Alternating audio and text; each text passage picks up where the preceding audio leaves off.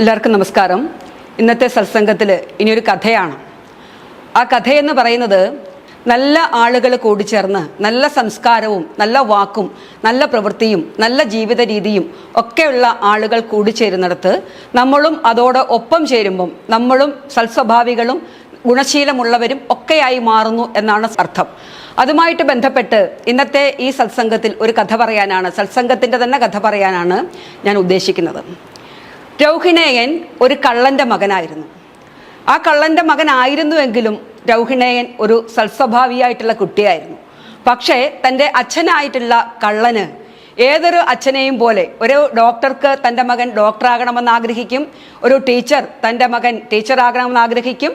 അതേപോലെ ഈ കള്ളന് ആഗ്രഹം തന്നെക്കാളിൽ വലിയൊരു കള്ളനാകണം തൻ്റെ മകൻ എന്നുള്ളതായിരുന്നു. അതായത് തന്നെക്കാട്ടിൽ ലോകം കേട്ടാൽ പരിഭ്രമിക്കുന്ന പേടിക്കുന്ന ഒരു കള്ളനാകണം തൻ്റെ മകൻ എന്നായിരുന്നു രൗഹിണേയൻ്റെ അച്ഛൻ്റെ ആഗ്രഹം. അതുകൊണ്ട് തന്നെ രൗഹിണേയനെ ഇതേപോലെയുള്ള സജ്ജനങ്ങളുമായിട്ട് സഹവർത്തിത്വത്തിന് അല്ലെങ്കിൽ അവരുമായിട്ട് കഴിഞ്ഞുകൂടുവാനായിട്ട് രൗഹിണേയൻ്റെ അച്ഛൻ തയ്യാറായില്ല. ആ കുട്ടിയെ മറ്റുള്ളവർക്കൊപ്പം പരിഗണിച്ച് അല്ലെങ്കിൽ അവരുടെ ഒപ്പം കഴിയുവാനായിട്ട് ഒരിക്കലും അനുവദിച്ചിരുന്നില്ല. അദ്ദേഹത്തിൻ്റെ വലിയ ആഗ്രഹമായിരുന്നു അന്നത്തെ കാലത്ത് രാജകൊട്ടാരത്തിൽ കയറി മോഷണം നടത്തുക എന്നുള്ളത്. തൻ്റെ ധീരകൃത്യം അല്ലെങ്കിൽ തൻ്റെ ധീരത മറ്റുള്ളവരെ അറിയിക്കാനായിട്ട് രാജകൊട്ടാരത്തിൽ രാജഭടന്മാരുടെ കണ്ണ് വെട്ടിച്ച് രാജകൊട്ടാരത്തിൽ കടന്ന് മോഷ്ടിക്കണം എന്നായിരുന്നു രൗഹിണേയൻ്റെ അച്ഛൻ്റെ ആഗ്രഹം. പക്ഷെ അത് സാധിച്ചില്ല. അതിനു മുന്നേ അദ്ദേഹം രോഗശയ്യയിലായി. പക്ഷെ എന്നിട്ടും അദ്ദേഹം തൻ്റെ സ്വഭാവത്തിൽ നിന്നും അല്ലെങ്കിൽ തൻ്റെ ആ ഒരു തീരുമാനത്തിൽ നിന്നും അല്പം പോലും വ്യതിചലിച്ചില്ല. അദ്ദേഹം മരണസമയത്ത് തൻ്റെ മകനെ വിളിച്ച് ഒരു ഉപദേശം കൊടുത്തു. നീ ഒരു കാലത്തും ഒരു സത്സംഗത്തിലും പങ്കെടുത്തുകൂടാ. എവിടെയെങ്കിലും സത്സംഗം കണ്ടാൽ അവിടെ നിന്നും ഓടി ഒളിക്കണം എന്നാണ് തൻ്റെ മകനെ രൗഹിണേയൻ്റെ അച്ഛൻ പറഞ്ഞു പഠിപ്പിച്ചത്. അതിന് പ്രകാരം അച്ഛൻ്റെ മരണശേഷം രൗഹിണേയനും ഒരു കള്ളനായി. അവൻ ചെറിയ ചെറിയ മോഷണങ്ങളൊക്കെ ആരംഭിച്ചു. പല ആളുകളുടെയും കയ്യിൽ നിന്നും അവരുടെ സ്വത്തുവകകൾ പിടിച്ചു പറിച്ചു. ഒക്കെ കഴിഞ്ഞില്ല. അച്ഛൻ്റെ ആഗ്രഹം നിറവേറ്റണം. അതെന്തായിരുന്നു അച്ഛൻ്റെ ആഗ്രഹം? അച്ഛൻ്റെ ആഗ്രഹം എന്ന് പറയുന്നത് രാജകൊട്ടാരത്തിൽ കയറി മോഷ്ടിക്കുക, രാജഭടന്മാരുടെ കണ്ണ് വെട്ടിച്ച് രാജകൊട്ടാരത്തിൽ കയറി മോഷ്ടിക്കണം എന്നുള്ളതായിരുന്നു രൗഹിണേയൻ്റെ അച്ഛൻ്റെ ആഗ്രഹം. രൗഹിണേയൻ തൻ്റെ ഏതു വിധേനയും തൻ്റെ അച്ഛൻ്റെ ആഗ്രഹം പൂർത്തീകരിച്ചു കൊടുക്കും എന്നുള്ളത് കൊണ്ട് ഒരിക്കലും താൻ അച്ഛൻ്റെ ആ വാക്കുകൾ മറന്നില്ല. രൗഹിണേയൻ ഒരിക്കലും അച്ഛൻ്റെ വാക്കുകൾ മറക്കാതെ ഒരിക്കലും ഒരു സത്സംഗത്തിലോ നല്ല ആളുകളുമായിട്ടോ ഇടപഴകുവാനായിട്ട് രൗഹിണേയൻ ശ്രമിച്ചതുമില്ല. അങ്ങനെ ഒരു ദിവസം രൗഹിണേയന് ആ ഒരു സൗഭാഗ്യം ഒത്തുവന്നു. എന്താ രൗഹിണേയൻ്റെ സൗഭാഗ്യം? രാജകൊട്ടാരത്തിൽ കയറി മോഷ്ടിക്കുക എന്നുള്ളത്. അങ്ങനെ രൗഹിണേയന് ആ സമയത്ത് ഒരു സന്ദർഭം ഒത്തുവന്നു. രൗഹിണേയൻ രാജകൊട്ടാരത്തിലേക്ക് രാജഭടന്മാരറിയാതെ കയറി ചെന്നു. അവിടെ ചെന്നിട്ട് രാജകൊട്ടാരത്തിലെ സ്വത്തുവകളൊക്കെ അപഹരിച്ച് അയാൾ തിരികെ ഇറങ്ങുമ്പോഴേക്കും രാജഭടന്മാരുടെ കണ്ണിൽപ്പെട്ടു.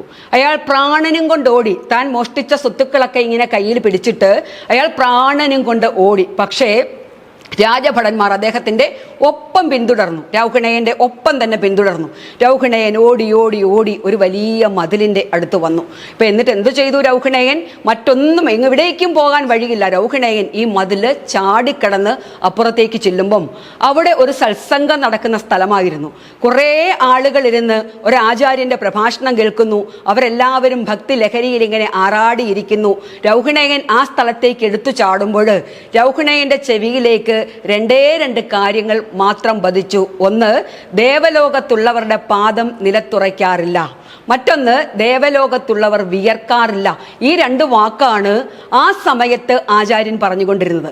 ആ രണ്ട് വാക്ക് രൗഹിണേയൻ്റെ ചെവിയിലേക്ക് വന്നു പതിച്ചതും ഇതൊരു സത്സംഗ സ്ഥലമാണല്ലോ എന്ന് കേട്ടിട്ട് പെട്ടെന്ന് തൻ്റെ അച്ഛൻ പറഞ്ഞ വാക്കുകൾ രൗഹിണേയന് ഓർമ്മ വന്നു.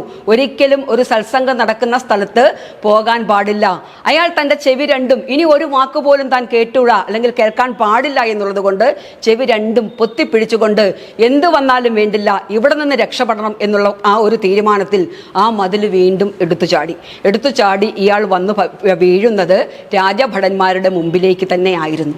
രാജഭടന്മാർ ഇയാളെ പിടികൂടി കൊട്ടാരത്തിലേക്ക് കൊണ്ടുചെന്ന് ഇതിനു മുന്നേ എവിടെ നിന്നെല്ലാം മോഷ്ടിച്ചിട്ടുണ്ട് എന്നൊക്കെയുള്ള തെളിവെടുപ്പുകൾ നടക്കുമ്പോൾ ഇയാൾ ഒരിക്കലും സമ്മതിക്കാൻ തയ്യാറായില്ല താനൊരു കള്ളനാണെന്ന്. പഠിച്ച കള്ളൻ്റെ ലക്ഷണം അത് തന്നെ ആയതുകൊണ്ട് താനൊരു കള്ളനാണെന്ന് അയാൾ ഒരിക്കലും ഒരിക്കലും സമ്മതിക്കാൻ വഴിയില്ല. അതുകൊണ്ട് തന്നെ അയാള് രൗഹിണേയൻ സമ്മതിച്ചില്ല, താനൊരു കള്ളനാണെന്ന് സമ്മതിച്ചില്ല.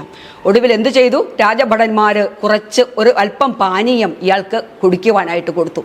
അത് ഏകദേശം ഒരു അല്പം ലഹരി അടങ്ങിയ വസ്തുവായിരുന്നു. ഒരു പാതി മയക്കത്തിലേക്ക് രൗഹിണേയൻ ഇങ്ങനെ വീണ് കണ്ണു തുറന്ന് നോക്കുമ്പം രൗഹിണേയന്റെ മുമ്പിൽ ഒരു വലിയ മായാ പ്രപഞ്ചമാണ് രൗഹിണേയനെ കാണാൻ സാധിച്ചത്.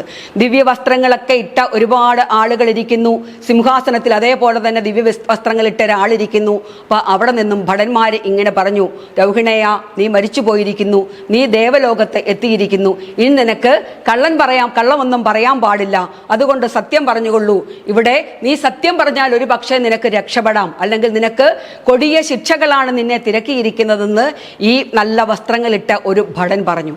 രൗഹിണേയന് ആകപ്പാടെ പരിഭ്രമമായി. ആ ഒരു അല്പം മയക്കത്തിൽ പോലും അയാൾ ശ്രദ്ധിച്ചു. നോക്കുമ്പോൾ ഈ പറയുന്ന ആളുകളുടെ ഒക്കെ പാദം നിലത്തുറച്ചിരിക്കുന്നു. ഈ ആളുകളെയൊക്കെ വിയർത്തൊഴുകുന്നുണ്ടായിരുന്നു. രൗഹിണേയന് പെട്ടെന്ന് കാര്യം മനസ്സിലായി. അയാൾ ആ ചെന്നുപെട്ട ആ സത്സംഗ സ്ഥലത്ത് നിന്നും ആ ആചാര്യൻ പറഞ്ഞ വാക്കുകൾ അപ്പോൾ രൗഹിണേയന്റെ മനസ്സിലേക്ക് ഓടിയെത്തി. എന്തായിരുന്നു ആ വാക്കുകൾ? ദേവലോകത്തുള്ളവർ വിയർക്കാറില്ല, ദേവലോകത്തുള്ളവരുടെ പാദം നിലത്തുറയ്ക്കാറില്ല. രൗഹിണേയന് പെട്ടെന്ന് കാര്യം മനസ്സിലായി. തന്നെ ചതിവിൽ പെടുത്താനായിട്ട് തനിക്ക് എന്തോ മയങ്ങാനുള്ള ദ്രാവകം തന്നിട്ട് തന്നെ കൊണ്ട് സത്യം പറയിക്കുവാനുള്ള രാജഭടന്മാരുടെ തന്ത്രമാണ് ഇതെന്ന് മനസ്സിലാക്കിയിട്ട് രൗഹിണേയൻ പറഞ്ഞു തുടങ്ങി, നിങ്ങൾ പറയുന്നത് സത്യമാണ്, ശരിക്കും ഞാൻ കള്ളനാണ്. ഞാൻ മോഷ്ടിച്ചിട്ടുള്ള സ്ഥലങ്ങളുടെ കാര്യങ്ങളും രാജകൊട്ടാരത്തിൽ കയറിയ വഴികളും എല്ലാം അയാൾ പറഞ്ഞു കൊടുത്തിട്ട് പറഞ്ഞു, ഞാൻ ഈ പറയുന്നത് ശരിക്കുള്ള ബോധത്തോടു കൂടി തന്നെയാണ്. ഇത് ദേവലോകമല്ലെന്നും നിങ്ങൾ രാജകിങ്കരന്മാരാണെന്നും അവിടെ ഇരിക്കുന്നത് രാജാവാണെന്നും എനിക്ക് നല്ല ബോധ്യമുണ്ട്. പക്ഷേ ഞാൻ ഒരു തെറ്റു തിരുത്തുവാൻ തയ്യാറായിരിക്കുന്നു. ഒരു ജീവിതത്തിൽ എൻ്റെ ഇത്രയും കാലത്തെ ജീവിതത്തിനിടയിൽ ഒരു അല്പസമയം, ഒരു മിനിറ്റ് കൊണ്ട് ഒരു ആചാര്യൻ്റെ വായിൽ നിന്നും 2 വാക്കുകൾ ഞാൻ കേട്ടു. ഒന്ന്, ദേവലോകത്തുള്ളവരുടെ പാദം നിലത്തുറയ്ക്കാറില്ല. മറ്റൊന്ന്, ദേവലോകത്തുള്ളവർ വിയർക്കാറില്ല. ഈ 2 കാര്യം ഞാൻ കേട്ടതുകൊണ്ട് എനിക്ക് മനസ്സിലായി ഞാൻ വലിയൊരു ചതിയിലാണ് പെട്ടിരിക്കുന്നത് എന്ന്. പക്ഷേ അതിലും വലിയൊരു കാര്യമാണ് ഞാനിപ്പോൾ ചിന്തിക്കുന്നത്. ആ 2 വാക്കുകൾ ഞാൻ കേട്ടതുകൊണ്ട് വേണമെങ്കിൽ ഇപ്പോൾ ഞാൻ കള്ളം പറഞ്ഞ് എനിക്ക് ഇവിടെ നിന്ന് രക്ഷപ്പെടാം. പക്ഷേ ആ 2 വാക്കുകൾ കേട്ടതുകൊണ്ട് മാത്രമാണ് ഇത് ചതിവാണെന്ന് എനിക്ക് മനസ്സിലായത്. അതുകൊണ്ട് എൻ്റെ ജീവിതകാലം മുഴുവനും ഞാൻ എങ്ങനെയുള്ള ആളുകളുടെ കൂടെ സഹവസിച്ചിരുന്നുവെങ്കിൽ ഞാൻ ഇന്ന് കള്ളനായി മാറുമായിരുന്നില്ല. അതുകൊണ്ട് ഇനി മുതൽ എനിക്കൊരു അവസരം തരാമെങ്കിൽ ഞാൻ ഒരു നല്ല മനുഷ്യനായിട്ട് ജീവിക്കുവാൻ തീരുമാനിച്ചു. സത്സംഗത്തിൻ്റെ മഹത്വം ഞാൻ തിരിച്ചറിഞ്ഞിരിക്കുന്നു. ആ 2 വാക്കുകൾ എൻ്റെ ജീവിതത്തെ തന്നെ മാറ്റിമറിക്കുവാൻ ഉതകുന്നതാണ്. അല്ലെങ്കിൽ ആ 2 വാക്കുകൾ ഞാൻ ശ്രമിച്ചില്ലായിരുന്നുവെങ്കിൽ ഇന്നൊരു പക്ഷേ ഞാൻ മരണത്തിനു കീഴടങ്ങുമായിരുന്നു എന്ന് ബോധ്യപ്പെട്ടുകൊണ്ട് തൻ്റെ തെറ്റുകൾ രൗഹിണേയൻ ഏറ്റുപറഞ്ഞു. ഇനി എനിക്കൊരു അവസരം തരാമെങ്കിൽ നല്ല ഒരു മനുഷ്യനായിട്ട്, നല്ല ഒരു വ്യക്തിയായിട്ട് സമൂഹത്തെ സേവിച്ചും സ്നേഹിച്ചും മുമ്പോട്ട് പോകാൻ ഞാൻ ആഗ്രഹിക്കുന്നു.